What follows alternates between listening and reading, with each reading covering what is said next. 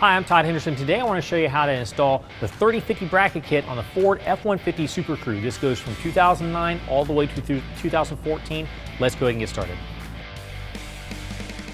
So we're going to the driver's side. This is the frontmost bracket, bracket number 1. What we're going to do is we're going to find a square or rectangular hole in the rocker panel with small round holes on either side. This is usually covered up with tape if you've never had anything on here before, so you want to remove that tape to expose this.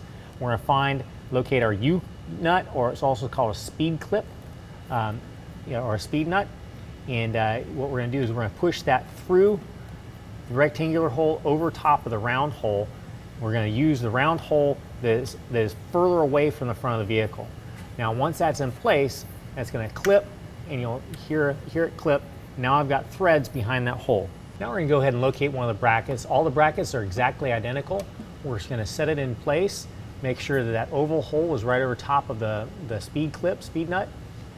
Then up underneath, we're going to install one of our 1 3/4 inch long bolts up through the pinch weld into the bracket. All right, now we're going to take a washer, go over top of the bolt, along with a serrated flange nut. We're going to tighten that down just finger tight for right now.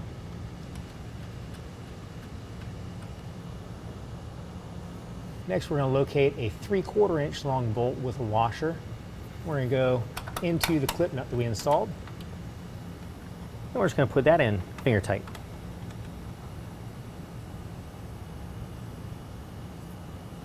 Next, we're going to skip to the 5th bracket, the very last bracket, just because it's exactly the same way that it installs. What we're going to do is, again, locate that rectangular hole with the 2 small holes on either side. Peel away tape if you have to. Again, go get a clip nut or a U-nut. Slide it into place over top of the hole. Locate your bracket with 1 1/4 inch bolt with washer through the bottom of the bracket and the pinch weld. In place, washer and serrated flange nut on top of that. There again, just finger tight. Next, locate 3/4 inch long bolt with a washer and put that through the clip nut.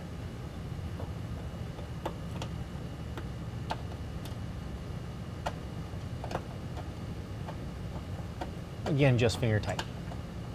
Next, from the first bracket, we're going to come back to the 2nd bracket location. This is just going to have a large hole in the rocker panel. This also may be covered up with tape, so you might have to remove that. We're going to find a large bolt plate. We're going to slide it back behind. Once that's in place, locate a bracket, slide it right over top of that bolt plate.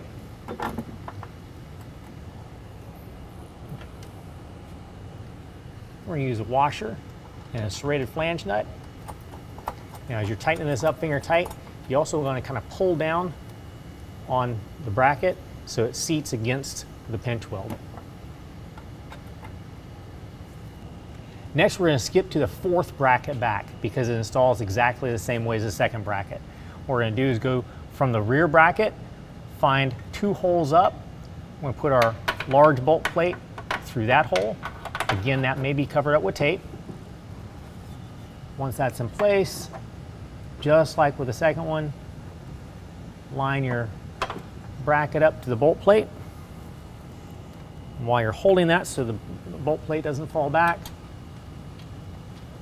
you want to run on your washer and then also your serrated flange nut. And again, put this on just finger tight for right now.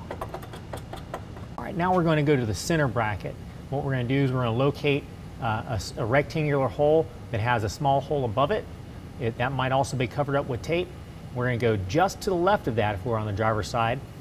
And the hole in the pinch weld, we're going to use that. Take our 1 1/4 inch bolt with the washer, go up through the bracket.